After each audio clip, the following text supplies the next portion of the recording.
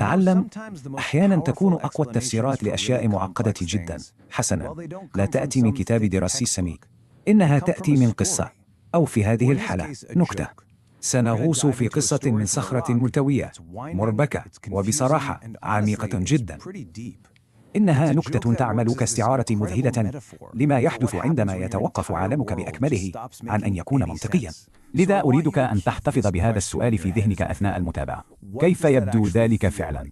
أتعلم عندما تنهار أسس من تعتقد أنك عليه، هويتك، معتقداتك، وحتى عائلتك فجأة تلقى في فوضى تامة؟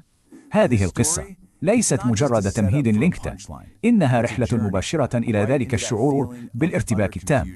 حسناً، تبدأ قصتنا بفعل بسيط من اللطف. رجل في العراق يجد امرأة مغشية على الشارع. يفعل ما يفعله أي شخص طيب، أليس كذلك؟ يسرع بها إلى المستشفى. إنه فقط يتصرف كإنسان صالح، ربما يتوقع شكراً بسيطاً، لكن ما يحصل عليه بدلاً من ذلك هو أول منعطف حاد مربك في هذا المتاهة. يفحص الطبيب المرأة، يعود بابتسامة كبيرة ويلقي عليه هذه القنبلة. هل يمكنك تخيل وجه رجلنا؟ مجرد حيرة تامة. أحضر غريبا تماما، والآن الطبيب يهنئه على أن يصبح أبا. هو بالطبع يبدأ في الإنكار بجنون: هذه ليست زوجتي، أنا لست الأب. لكن الأمور تتصاعد. المرأة أصبحت واعية الآن، وتبدأ في الإشارة إليه، تبكي مصرة على أنه الأب.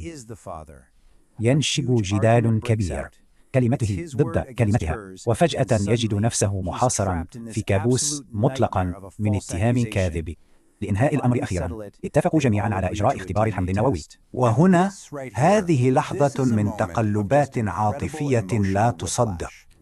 أولا، يحصل على الأخبار الجيدة التي كان يائسا منها. يثبت اختبار الحمض النووي أنه بريء، هو ليس الأب.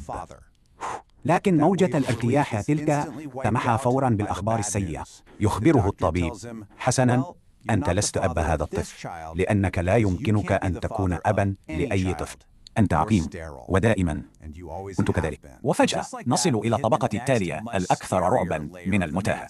ثم يخرج من ذلك المستشفى وهو مذهول تماما. بريء، نعم، لكنه عقيم. ثم يتسلل إلى ذهنه هذا التفكير المرعب تماما: انتظر لحظة، هو متزوج ولديه طفلان ينتظرانه في المنزل.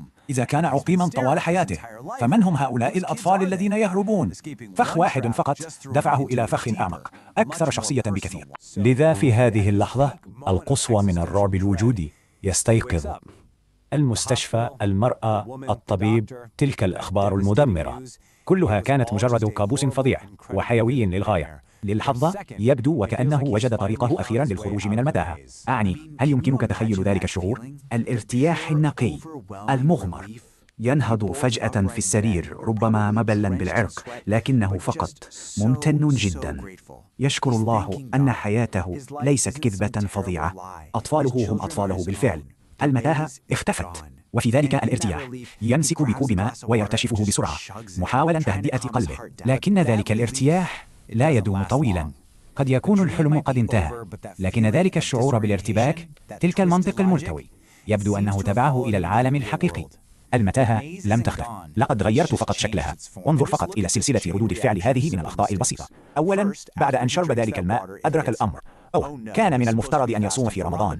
شعر بالانزعاج من نفسه، ثم نظر إلى الساعة وشعر بالذعر لأنه ظن أنه تأخر عن العمل، وانطلق مسرعا خارج الباب. لكن عندما وصل إلى المكتب كان فارغا تماما. بالطبع نسي إنه يوم الجمعة، العطلة الأسبوعية. لذا الآن هو فقط محبط، مرتبك، ويشعر بأنه خارج عن الواقع تماما.